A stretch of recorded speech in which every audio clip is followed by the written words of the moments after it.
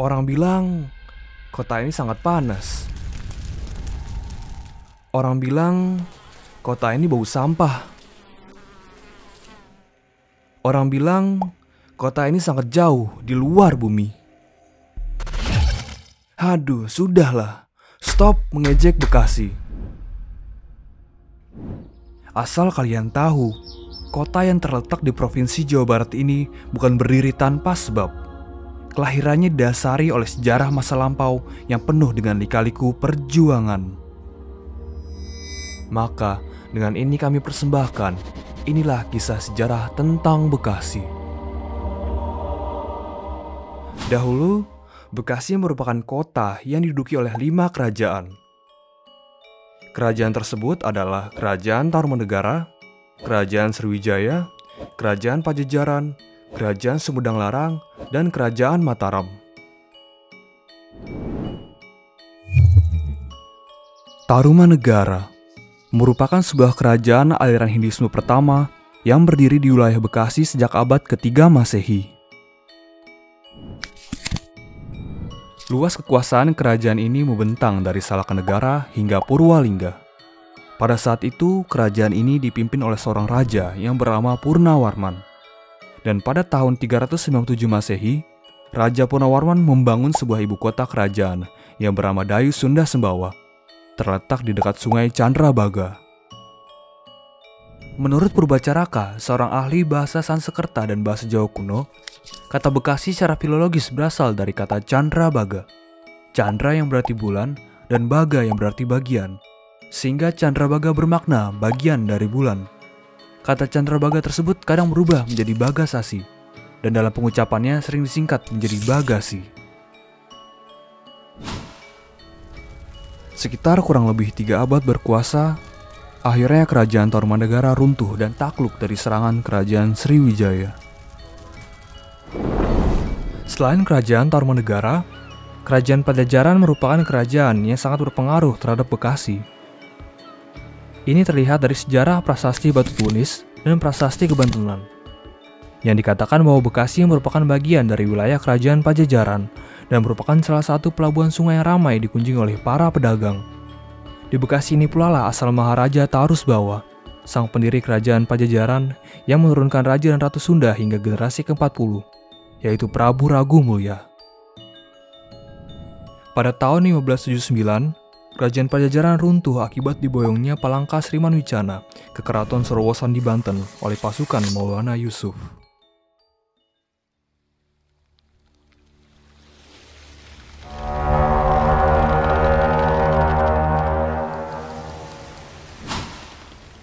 Pada tanggal 30 Mei 1619, FOC menancapkan kuku penjajahannya di Indonesia. Dengan pimpinan Gubernur Jenderal Jan Pieter Zoon, Belanda berhasil menguasai Jayakarta, atau yang lebih dikenal dengan Batavia. Setelah itu, pemerintah FOC berusaha memperluas daerah kekuasaannya dari Batavia hingga Kerajaan Mataram, karena Raja Mataram mempunyai pengaruh yang sangat besar di Pulau Jawa. Upaya tersebut menimbulkan kemarahan Sultan Agung Hanyarokusumo. Akhirnya Sultan Agung memutuskan untuk melakukan penyerangan ke Batavia sebanyak 2 gelombang. Gelombang pertama dilaksanakan pada 27 Agustus 1628 dengan armada Angkatan Laut, dan gelombang kedua dilaksanakan pada 20 Juni 1629 dengan 14.000 pasukan infanteri.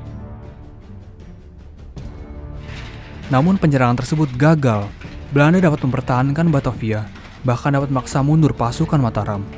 Kegagalan ini menyebabkan sebagian besar pasukan Mataram memilih untuk tidak kembali ke Mataram, karena Sultan Agung sudah menurunkan titah bahwa akan membunuh di penggal kepalanya pasukan yang gagal melakukan penyerangan bila kembali ke Mataram. Dan akhirnya pasukan Mataram menyebar dan menetap di berbagai wilayah seperti Tangerang, Depok, Jatinegara, dan termasuk wilayah Bekasi. Adapun pengaruh pasukan Mataram terhadap Bekasi, yaitu yang pertama dalam hal kebudayaan, seperti kesenian wayang kulit, calung, dan topeng. Yang kedua adalah beraneka ragamnya bahasa seperti bahasa Jawa, Sunda, dialek Kebantenan, dan campuran. Serta seni bela diri pasukan Mataram yang disebut sebagai ujungan. Setelah lama FOC menjajah dengan segala sistem dan kebijakannya yang menyengsarakan Indonesia, akhirnya pada tanggal 31 Desember 1799, FOC bangkrut akibat korupsi yang masif. Bekasi. Itulah sebutan Bekasi pada zaman pemerintahan Hindia Belanda. Bekasi pada masa ini masuk ke dalam Regenstad Mr. Cornelis yang terbagi atas 4 distrik, yaitu Mr. Cornelis, Kebayoran, Bekasi, dan Cikarang. Distrik Bekasi dikenal dengan distrik agraris yang subur dan produktif. Hasilnya lebih baik jika dibandingkan dengan distrik-distrik lainnya di Batavia. Distrik Bekasi rata-rata bisa mencapai 30-40 pikul padi setiap bau. Namun demikian, yang menikmati hasil kesuburan tanah Bekasi bukanlah rakyat Bekasi itu sendiri, melainkan pemerintah Belanda dan para tuan tanah. Rakyat Bekasi tetap kekurangan di dalam kondisi yang serba sulit. Sehingga pada tahun 1913, muncullah sebuah organisasi yang banyak diminati oleh masyarakat Bekasi, yaitu Sarekat Islam. Sarekat Islam merupakan salah satu organisasi yang didirikan oleh Haji Samanhudi pada 16 Oktober 1905, yang bertujuan untuk melawan sistem imperialisme. Sedangkan untuk kepengurusan SI Bekasi didominasi oleh kalangan petani, guru ngaji, pedagang, serta para jawara Bekasi. Karena jumlahnya yang cukup banyak, SI Bekasi kemudian menjadi kekuatan yang dominan ketika berhadapan dengan para tuan tanah. Antara tahun 1913 hingga 1922, SI Bekasi menjadi penggerak berbagai protes sebagai upaya penentangan berbagai bentuk penindasan terhadap petani. Misalnya pemogokan kerja paksa, protes petani di Setu, sampai pemogokan pembayaran cukai. Pada tanggal 8 Maret 1942, pemerintah Hindia Belanda tidak mampu melakukan perlawanan dan menyerah tanpa syarat dari serangan tentara Jepang di Indonesia. Sehingga Belanda menyerahkan seluruh wilayah kekuasaannya kepada Jepang. Peristiwa ini membuat kehadiran Jepang disambut dengan sukacita dan gembira oleh rakyat Bekasi, karena dianggap sebagai pembebas dari penderitaan atas penjajahan Belanda. Namun, Jepang membuka topeng aslinya. Selang seminggu kemudian, pemerintah Jepang melarang pengibaran sang merah putih dan lagu Indonesia Raya. Sebagai gantinya, Jepang memerintahkan seluruh rakyat Bekasi untuk mengibarkan bendera matahari terbit dan menyanyikan lagu kebangsaan Jepang, yaitu Kimigayo. Kekejaman pemerintah Jepang semakin menjadi ketika diberlakukannya peraturan Romusa yang mengakibatkan rakyat Bekasi mengalami kekurangan pangan.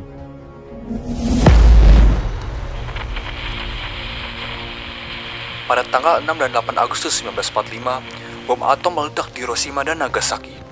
Jepang dibombardir oleh sekutu. Akhirnya pada tanggal 14 Agustus 1945, Jepang menyerah. Ini kesempatan bangsa Indonesia untuk merdeka. Pada tanggal 16 Agustus, pemuda Bekasi membantu menjaga keamanan Bung Karno dan Bung Hatta dalam perjalanannya ke Rengas Dengklok. Perjalanan kedua pemimpin tersebut melintas di wilayah Kecamatan Kedung Waringin, Cikarang Timur, Karang Bahagia. Dan jalur inilah oleh rakyat Bekasi disebut dengan Jalan Lintas Proklamator. Pada tanggal 17 Agustus 1945, Soekarno-Hatta memproklamirkan kemerdekaan. Seluruh rakyat Indonesia termasuk rakyat Bekasi menyambut dengan penuh sukacita. Inilah titik awal untuk membangun bangsa yang setelah berabad-abad di bawah cengkeraman penjajahan, menjadi bangsa yang merdeka. Tapi, sesungguhnya rakyat Bekasi masih menyimpan rasa dendam atas kekejaman tentara Jepang. Hal ini membuat pemuda dan rakyat Bekasi bertindak sendiri untuk melakukan perlawanan terhadap tentara Jepang. Dan pada tanggal 19 Oktober 1945, 90 tentara Jepang dibunuh oleh para pejuang dari stasiun Bekasi sampai Kali Bekasi. Peristiwa besar ini disebut juga sebagai insiden Kali Bekasi, yang diabadikan dalam sebuah monumen yang bernama Tugu Kali Bekasi. Pada tanggal 17 Januari 1950, Panitia Amanat Rakyat Bekasi mengusulkan beberapa tuntutan yang terhimpun dalam Resolusi 17 Januari, yang antara lain menuntut agar nama Kabupaten Jatinegara dirubah menjadi Kabupaten Bekasi. Usulan tersebut akhirnya mendapat tanggapan dari Muhammad Hatta dan menyetujui penggantian nama Kabupaten Jatinegara menjadi Kabupaten Bekasi. Maka, Kabupaten Bekasi secara resmi terbentuk pada tanggal 15 Agustus 1950. Dan pada tanggal 20 April 1982, Bekasi resmi menjadi kota administratif yang terdiri atas 4 kecamatan, yaitu Kecamatan Bekasi Timur, Bekasi Selatan, Bekasi Barat, dan Bekasi Utara. Dalam perjalanannya kemudian, Bekasi mengalami perkembangan yang sangat pesat dan menjadi kawasan industri yang besar. Dan dengan terbentuknya kota Bekasi, kita harus mampu melestarikan serta menggali nilai-nilai kesejarahannya agar tidak punah dan hilang begitu saja. Karena Soekarno pernah berkata, jangan sekali-kali melupakan sejarah.